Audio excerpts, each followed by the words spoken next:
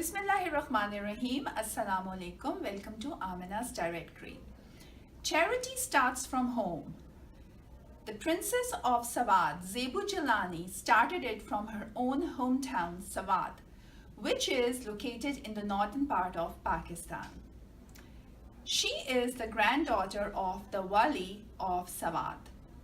Zebu organizes and arranges a lot of Sawat fundraisers here in the USA. Her organization is called Sawat Relief Initiative. Let's have a talk with Zebu today. We are here at Princeton Adult Daycare, Dayton, New Jersey. When you cook something, all the nutrients of that food goes to the water.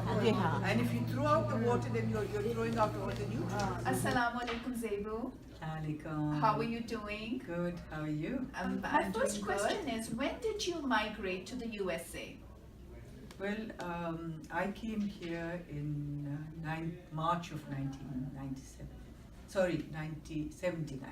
Oh, 79. That's a long yeah. time. So I've been here like almost 40 years. Almost all your life, Yes, right? exactly. So you're the princess. Mashallah, you're the granddaughter of the Wali of Sawat. Yes. So how was your relationship with your grandfather? Any nice memories you would like to share?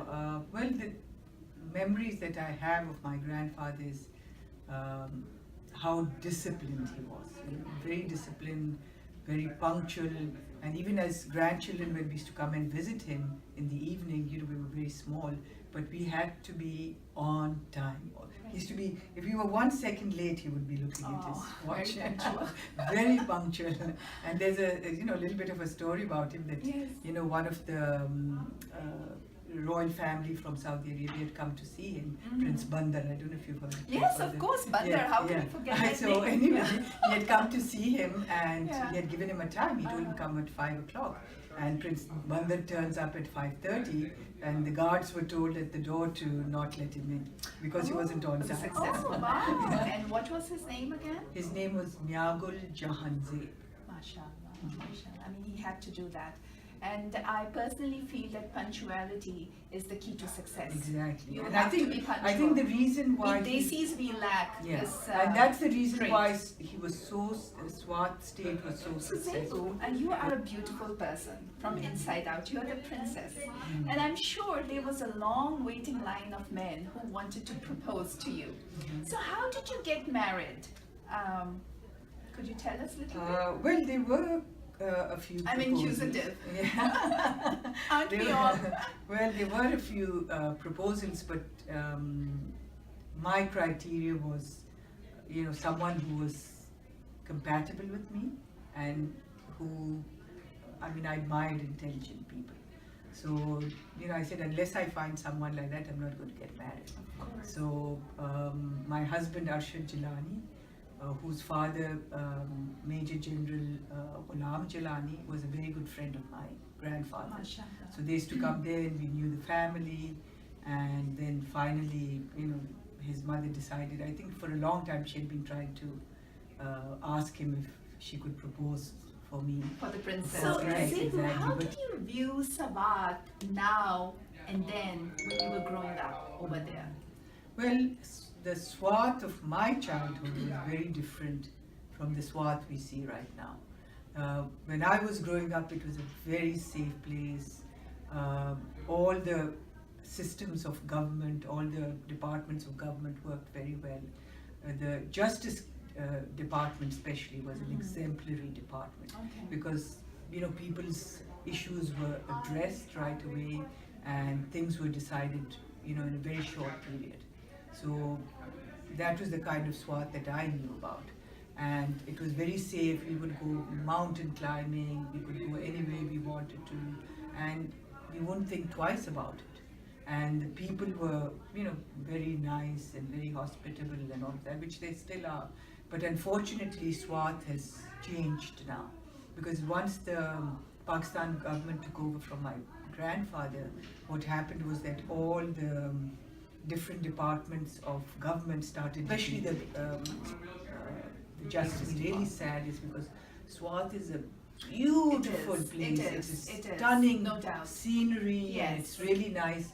But unfortunately, when people hear of the Taliban that They they get were there, scared. they get scared and they don't come. So Right. tourism in Swat has really gone down. Absolutely. And a lot of people don't feel as safe as I felt when I was a Mhm, child mhm. in Swat. You're absolutely right, Zebu, because I remember a long time back in my Mhm. childhood, I got the honor to visit Sawat. And Sawat is in Pakistan, our northern part. There's so many beautiful places to explore. They're natural. They are breathtakingly beautiful.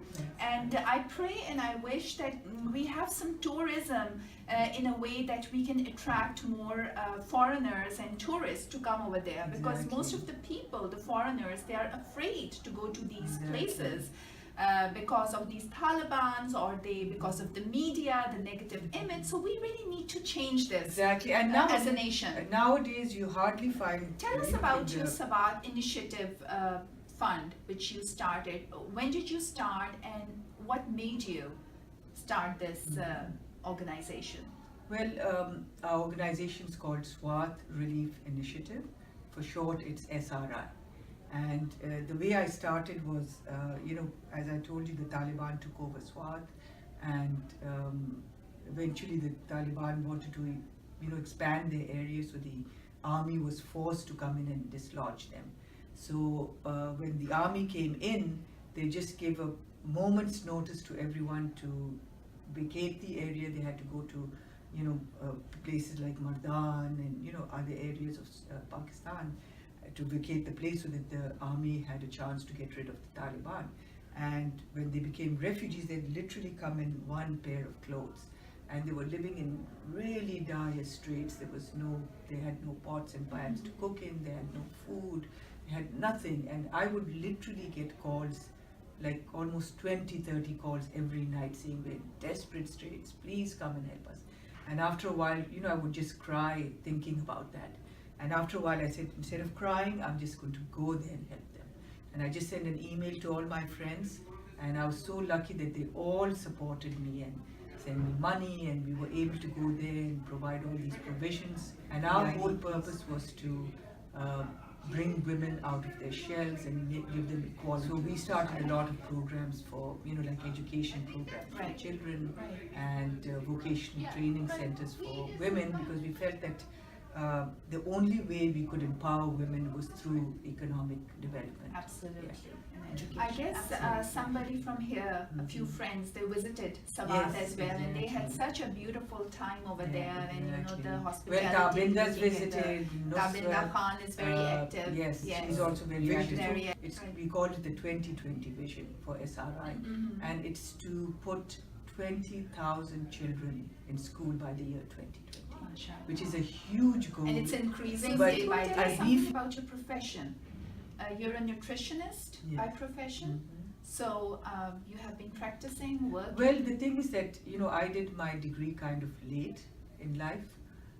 I did it when my children, because my children were my first priority Of when they course. were growing up. Yes. So I started my nutrition degree at a much later age.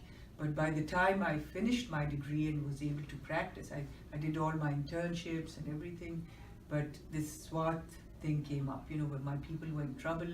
So I said, forget about profession, I can always use my profession to help my people. So I started, using all the know-how that I had Yes. to create a new health and nutrition program. So for I saw SWAT. you Mhm. conducting a program today as well. So Mhm. how was your experience at Princeton Adult Daycare today? Oh, it's I think it's one of the nicest institutions Isn't that I've it? My seen. father, he Yeah. wanted to come here today. Exactly, He's and, here. and the people, and Every day he people wants like to come. Amina is running.